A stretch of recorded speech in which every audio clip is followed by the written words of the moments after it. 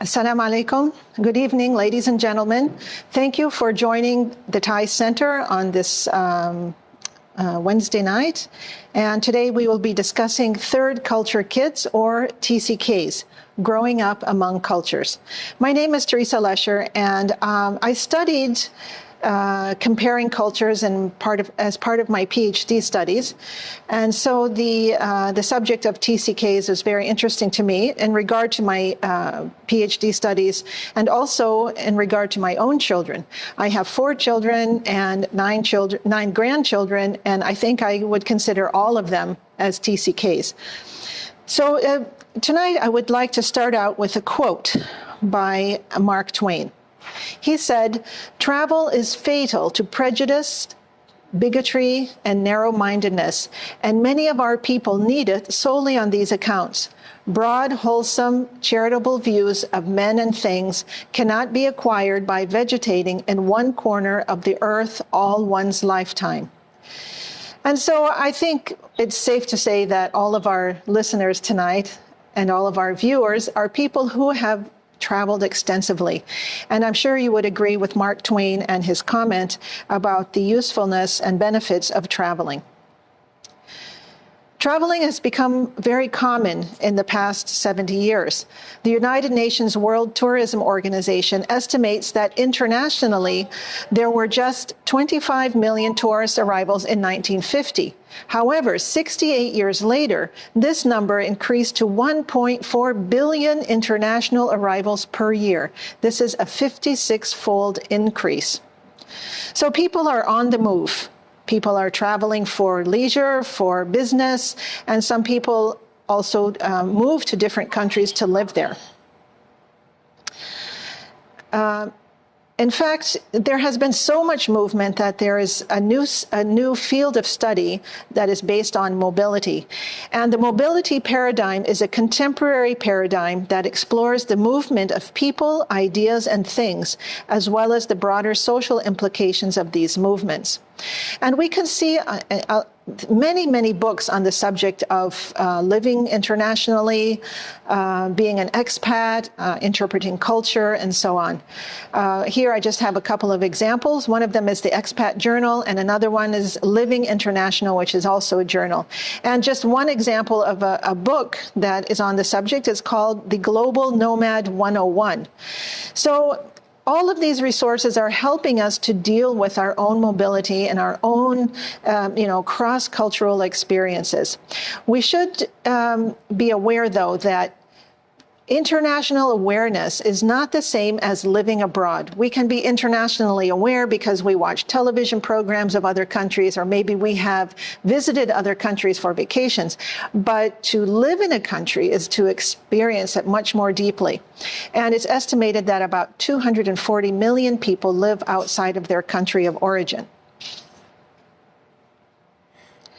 So when it comes to third culture kids, I think we should start out with a definition. First of all, third culture kids, or TCKs as they are called, can also be called transculture kids, but I prefer to stick to third culture kids, which is the original name for this type of person.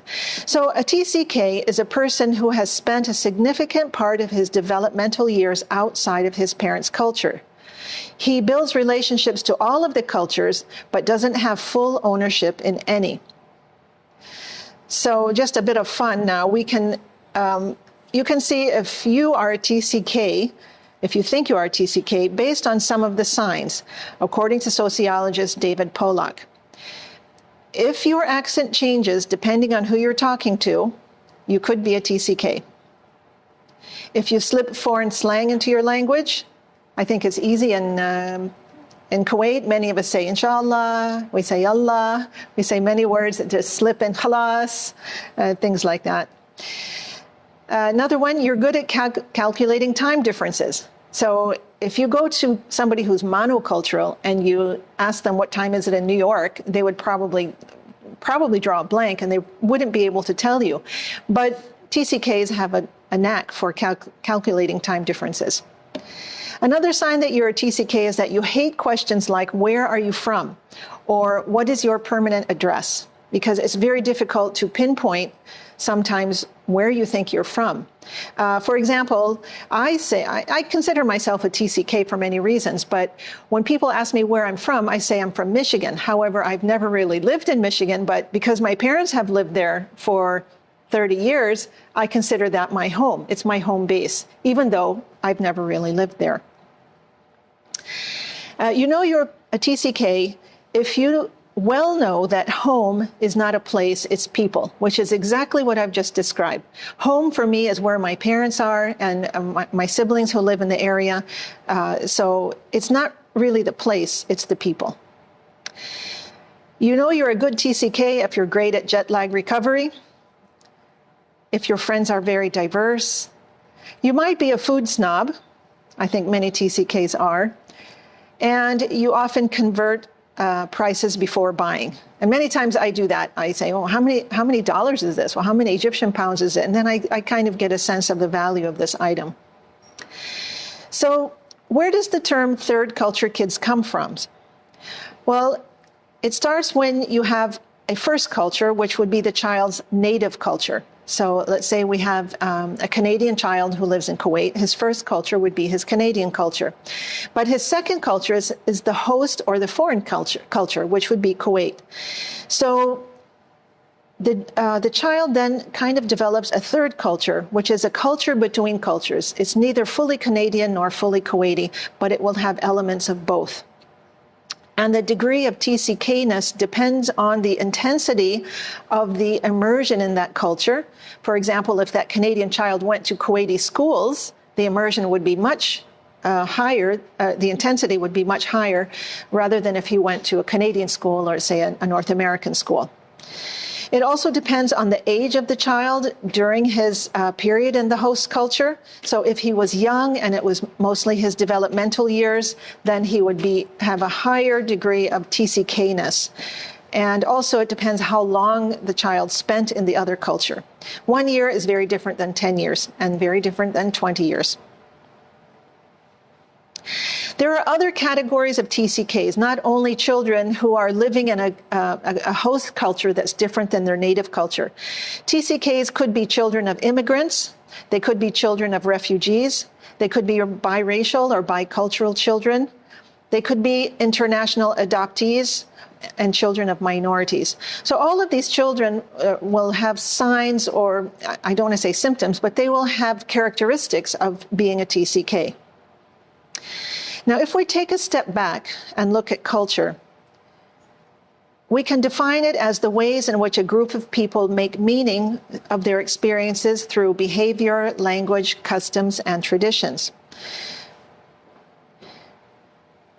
On a deeper level, people also make meaning of their experiences through beliefs, values, assumptions, and thought processes. So when we are looking at a culture, whether it's a host culture or a native culture, we have many things to study and think about. And these are 8 of the elements of culture. Now, if you think about a TCK, now he has double the work. Not only does he have to learn the behavior, language, customs, traditions, and so on of his home culture, but also of his host culture. So TCKs often struggle to understand all of that, especially if the cultures are very different. And they also struggle sometimes to be understood, because they could be in one culture, and of course they have characteristics of the other, and so they sometimes struggle to be understood. Cultural balance is very important, and that is our sense of stability, security, and belonging. And it's founded in our conscious and subconscious knowledge of what things are and how things work in a particular community. With cultural balance, you intuitively know what is appropriate, offensive, or humorous. So sometimes, if you don't have cultural balance, you can slip into depression or anger or anxiety in social situations. Like I said, the TCKs, they have a lot more to juggle. They have a lot more cultural components to figure out. And of course, not only do they have to figure them out, but they have to use them in order to integrate, appropriately in each culture. So now we're going to look at how TCKs can relate to cultures. And there are many different, well, there are four main ways. And the first one is as a foreigner. And this is where the child, for example, looks different and thinks different. So, for example, we can think of that Canadian child who moved to Kuwait. We have a problem here.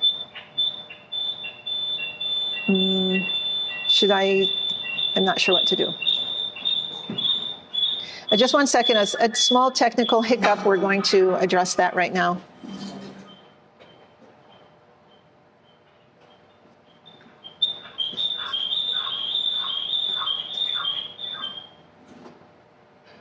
Okay. I think that's okay now. So a TCK can relate to other cultures as a foreigner, and as a foreigner, he looks different and he thinks different. And we have the example here of a new American in Kuwait. So we have an American child who recently moved here. He looks different and he thinks different. So that's very easy. I mean, we all know them when we see them. But there's another way of relating, and that's as adopted. And that's where you look different, but you probably think alike. And we can think of a child who perhaps, an American child, for example, who has grown up in Kuwait. And he was born in Kuwait, and he spent all of his time in Kuwait. And so he looks different. He looks like an American child, but he might think alike. He thinks alike, he thinks the same as people from his host culture. Then we have the hidden immigrant. And that's when the child would look alike, but he would think different. And as an example, I say a Kuwaiti child who was raised in the United States. Okay, let's say his parents were there studying. He spent several years, maybe a decade, in the United States. And when he came back, what we actually have here is an American child. He probably went to American schools and he was exposed to American media and so on. But he looks like a Kuwaiti. So we call him a hidden immigrant. And he's also considered a TCK. Oh, and the other example for the hidden immigrant, I have a returnee to a home culture. So let's go back to a little American child who spent 10 or 15 years in Kuwait, and then his parents decided to move back to the United States, and so he goes back. He looks like he should fit in, but he's being raised in Kuwait. He thinks differently than most American children, so he would be also considered a hidden immigrant. And then we have the mirror, and those are those who look alike and think alike. And we can think of perhaps maybe a temporary expat, somebody who lived in, let's say, an American family who lived in Kuwait for 1 or 2 years. They brought their children. They went to American schools. There really wasn't a big impact of the culture. So in this case, it would be a mirror situation. And then also another example is a resident of a gated compound. For example, there are many expats who live in gated compounds, for example, in Saudi Arabia, in the oil companies. And even though they may live in these communities for 10 or 15 years, because it's a very isolated community, they don't have the characteristics, of the host culture. They haven't adopted either the surface or the deep culture. So they are considered mirror. Now, TCKs, we can say are, well, according to Dr. Ruth Usim, who was the one who coined the term TCK, she said they are the most interesting people because of their rich inner lives. She said their rich inner lives belie their often bland, dull, and sometimes wary presentation of themselves to others. So here we have, actually, this is a picture of my daughter a long time ago. I could always tell that there was a lot going on in her mind. And on the outside, she was kind of shy and reserved, but on the inside, she had a very rich personality. And we can look at some famous TCKs that I'm sure you'll recognize. The first is former President of the United States, Dr. Barack Obama. His mother was American, his father was from Kenya, and he was raised in Indonesia from the ages of 6 to 10. And then the second one is Christiane Amanpour. She's a news broadcaster, war correspondent. She had a British mother and an Irani father. She lived in both England and Iran, and she was educated for her undergraduate studies in the United States. So both of these are famous TCKs, and I'm sure that there are many, many more that we may not be aware of. There are many advantages to being a TCK. For example, there is the linguistic ability. Many TCKs know 2 or more languages. They also have high flexibility. They're able to cope in many different situations. Sometimes a monocultural person would have a more difficult time coping in certain circumstances, but the TCK is able to handle it. They are usually very mature. They are close to their families. They have cross-cultural skills, so they can, they can dance the Kuwaiti dance, and they can also, handle themselves in, different celebrations in the West. They have an international orientation. They have a great sense of independence and self-reliance.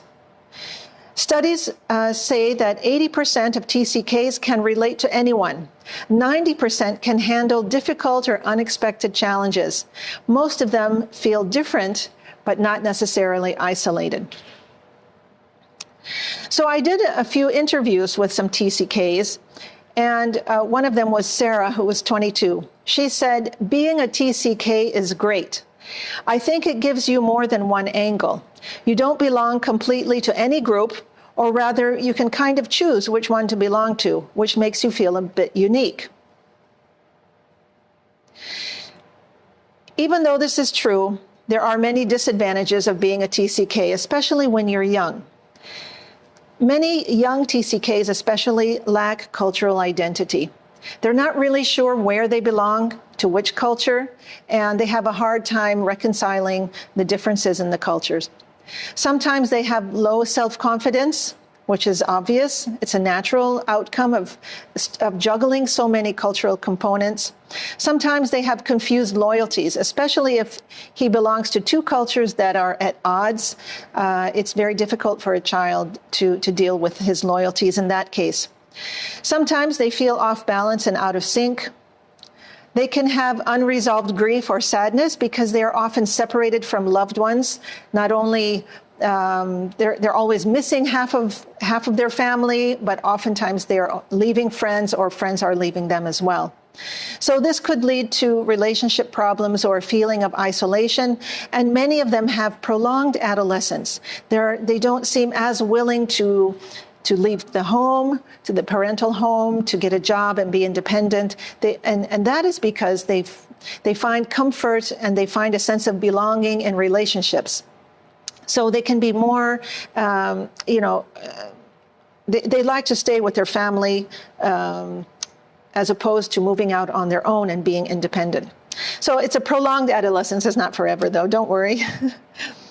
Okay, so TCKs often struggle to understand and be understood instead of participating fully in events. Although they may experience anxiety in new social situations, they are usually able to adapt. Now remember, the surface culture is the behavior, language, customs, and traditions. So they are able to figure those things out quickly and handle new social situations. So that's good. But on the other hand, they also like to develop close relationships very quickly. They don't like superficiality, like small talk. They usually do not like small talk. They enjoy deeper discussions on deeper issues like deep culture, like beliefs, values, assumptions, and thought processes. However, on the other hand, they may fear intimate friendships because they know that they may lose these friends very quickly and often repeatedly. So sometimes after losing so many friends and being separated from so many, they give up and say, what's the point of making friends? I'm just going to have to leave them, or they're going to leave me anyway. So it can be a bit difficult. So Sarah, our 22-year-old TCK, said that especially the teenage years can be tough. She said, you might feel clueless or strange because you're learning double the cultures and languages that the average local kid knows. TCKs have to accept that they might not fit in. People like us can mix with lots of different people, but won't ever completely fit in. And then she said, I guess it's really a glass half full, half empty thing. So, of course, there are advantages and disadvantages. It just depends which you want to focus on at a time. So adult TCKs have many advantages over monocultural people. When TCKs grow up to be adults, they are usually very adaptable. They are 4 times more likely to pursue higher education than monocultural people. They often have careers as problem solvers, and they have an international orientation. They are very good at cross-cultural skills, as we mentioned. They feel comfortable as outsiders, and they can feel at home everywhere. So with the advantages that adult TCKs have, top universities around the world are actively recruiting TCKs because of their savvy social skills and broad-mindedness. American sociologist Ann Baker said they are a dream come true for international businesses looking for future employees. And here I have listed 2 articles that you could read. They're recent articles. You can just check them on the internet.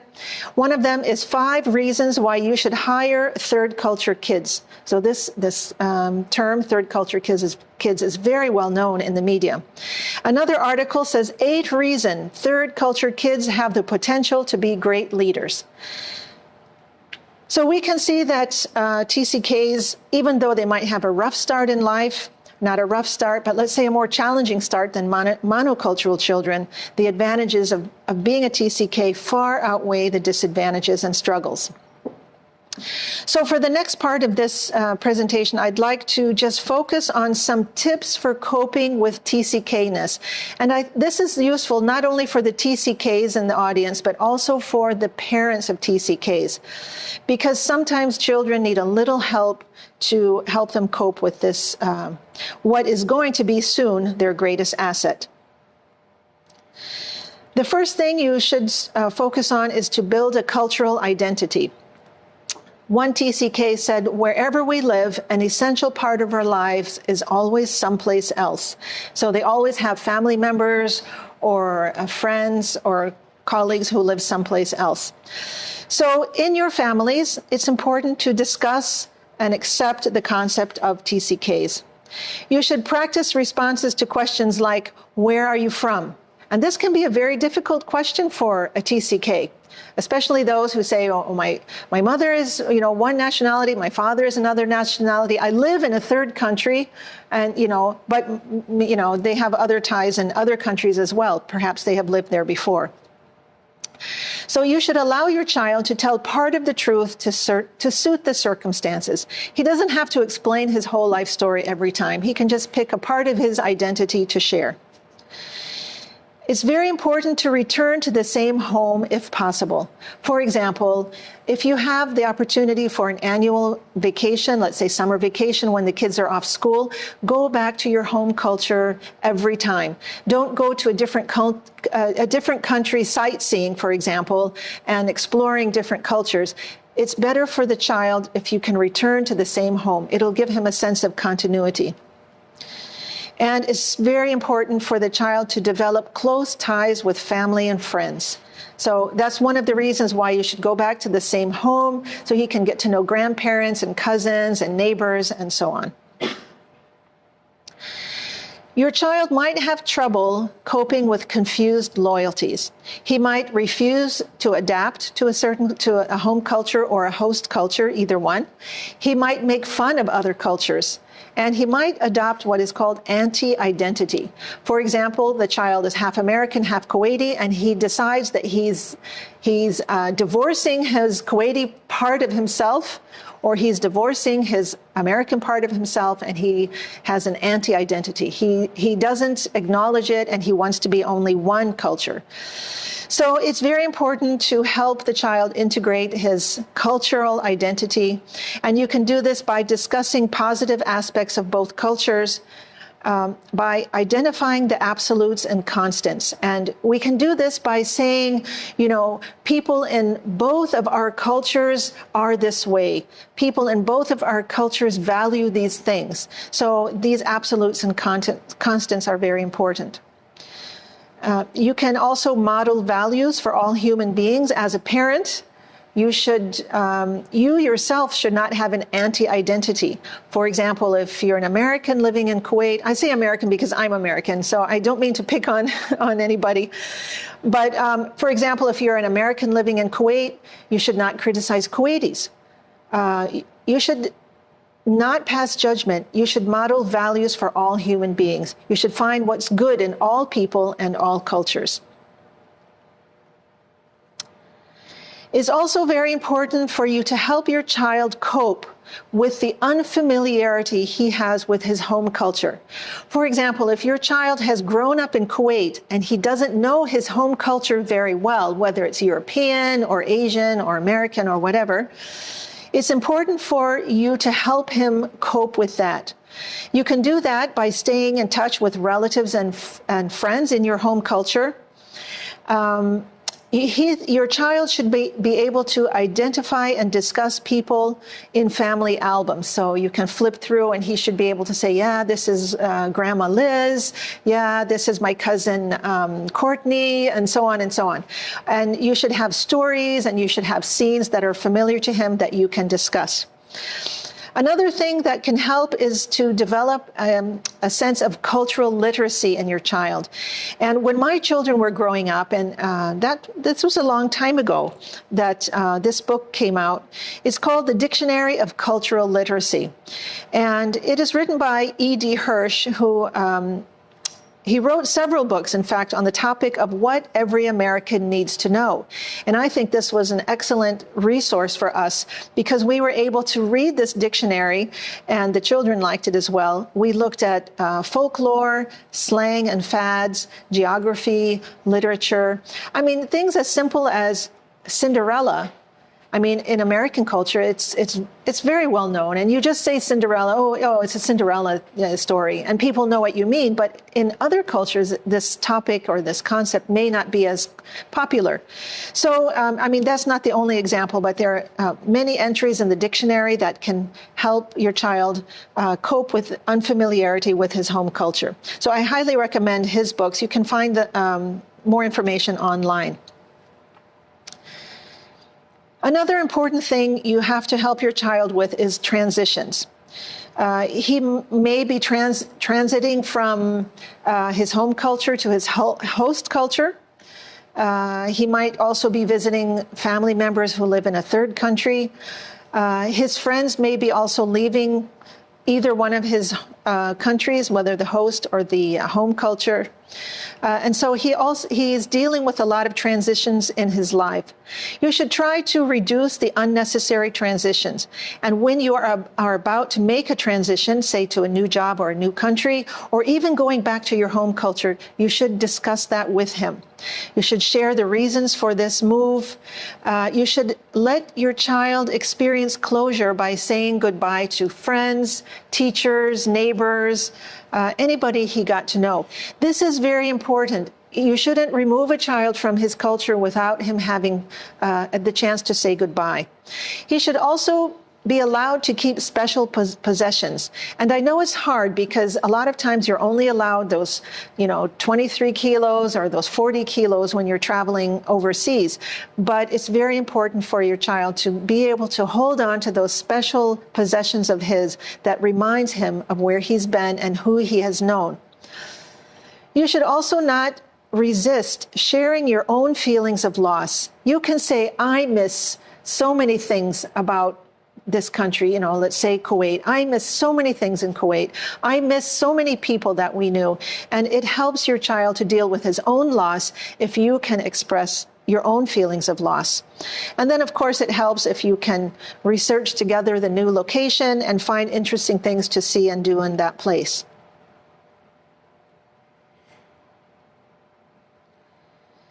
Another problem that TCKs might face is a feeling of unresolved grief. One of the TCKs said, "How can it hurt so much to leave a country that isn't even mine?"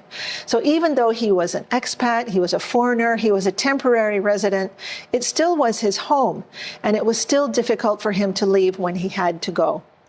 So many TCKs have unresolved grief because they have repeated grief. Many times they have lost friends. Either they have moved away from friends or family, or friends, let's say schoolmates, have moved away from them. So this can be difficult for the child when this repeated grief is not resolved. He can also have multiple and simultaneous grief. Usually when we grow up in a monocultural environment, one of our friends might move away or one of our family members might die. But it rarely happens that all of our friends moved away all at the same time. But this is the experience that a TCK might feel. His friends are not the ones moving away, but perhaps he is moving away from all of his friends. And sometimes it is true that, many of his classmates, for example, at school would leave all at the same time. We all know that during the past couple of years, many people have left Kuwait, and it has really shattered some social connections and social networks. It's been a hard time for everyone. The TCK has, double the burden of grief.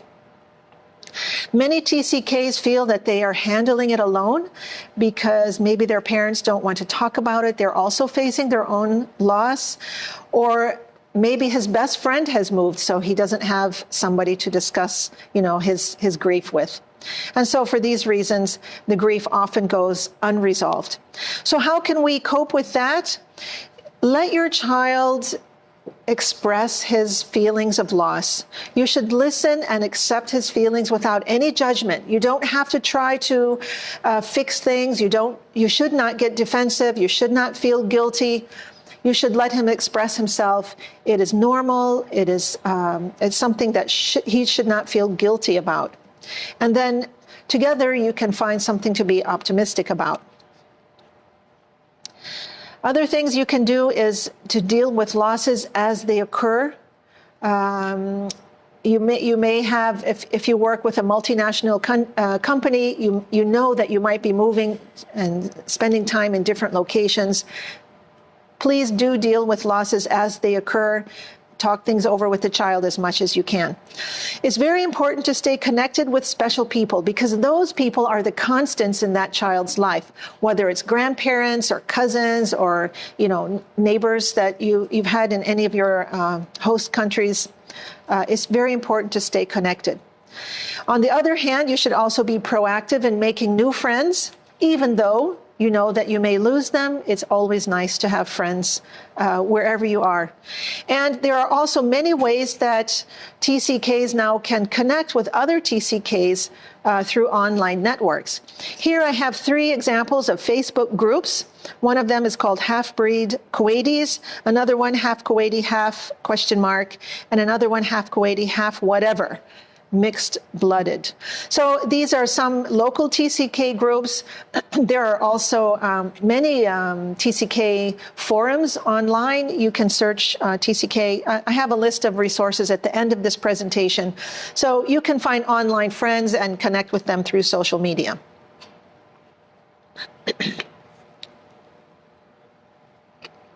Sometimes TCKs have difficulty handling their own levels of empathy, or on the other hand, cynicism.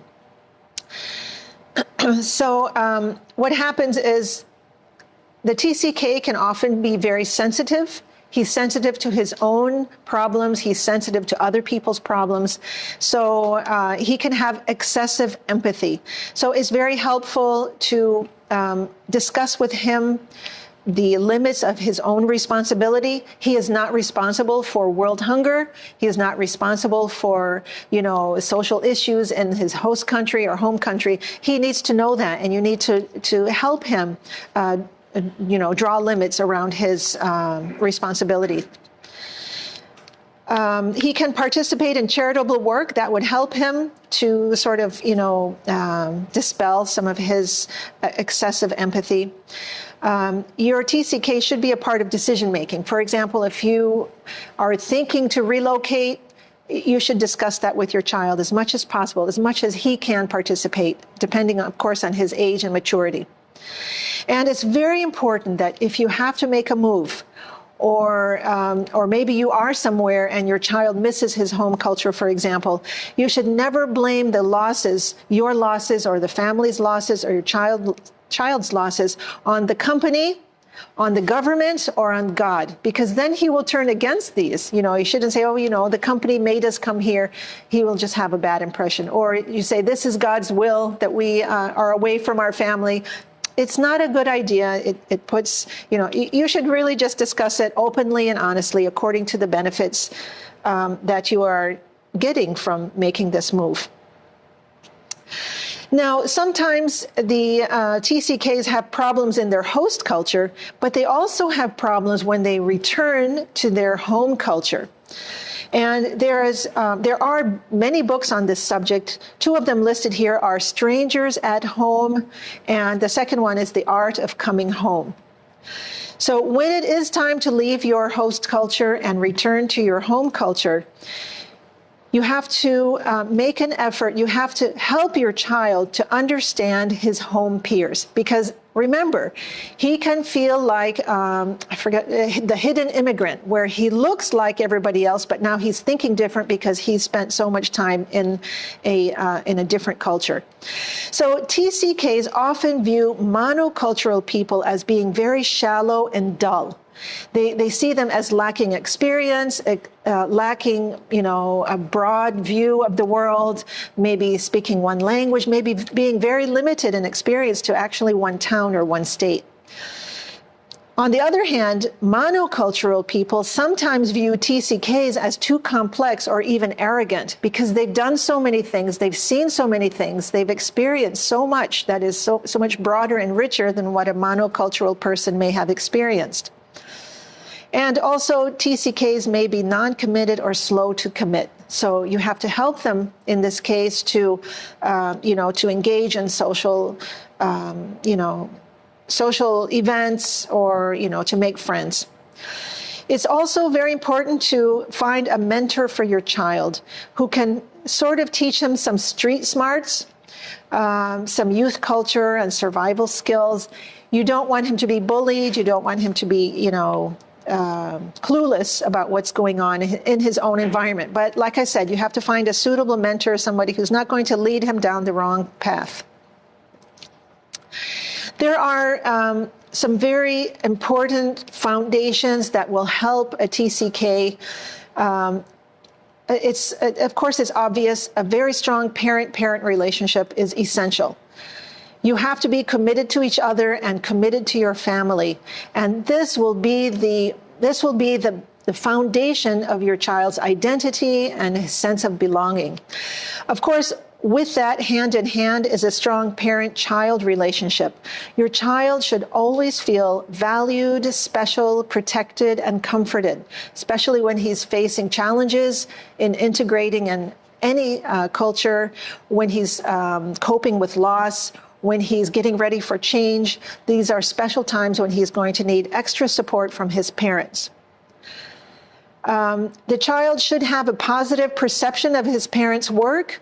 It's very useful if the parents can talk about the value of their work and how their job is helping other people or whatever it is. But your child should have a positive perception of what you do. And also, I think it's important to have a spiritual core, because some things never change no matter where we live, no matter who we know. There are some things that define who we are. And these things, of course, they could be related to spirituality, to religion. And these things will never change no matter where you go. These are some very important foundations to develop healthy personalities in TCKs. And now we're getting near the end of our presentation. I just have some final advice. A TCK must accept that he can never change back into a monocultural person. Once you're a TCK, you're always a TCK. You can't put a square peg in a round hole. So he should just accept the facts, look at all the great positive aspects of being a TCK and the advantages. You should be able to talk about TCK-ness from an early age.